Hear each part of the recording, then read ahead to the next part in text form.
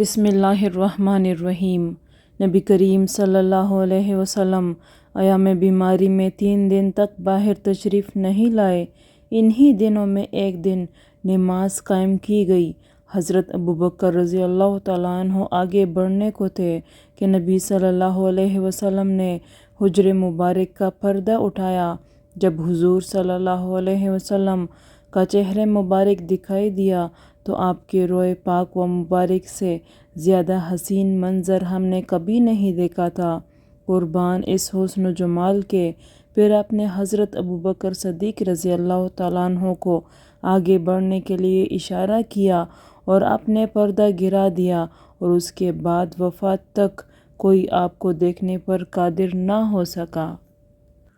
जब रसूल करीम सल्लल्लाहु अलैहि वसल्लम की बीमारी शिद्दत इख्तियार कर गई और आपसे नमाज के लिए कहा गया तो आप सल्लल्लाहु अलैहि वसल्लम ने फरमाया कि अबू बकर से कहो कि वो नमाज पढ़ाए। आयशा रज़ी अल्लाह तआला अन्हा ने अर्ज़ किया कि अबू बकर कच्चे दिल के आदमी हैं। जब वो कुरान मजीद पढ़ते हैं तो बहुत रोने लगते हैं, लेकिन आपने फरमाया कि उन्हीं से कहो कि नमाज पढ़ाए। दोबारा उन्होंने फिर वही उज़र दोहराया।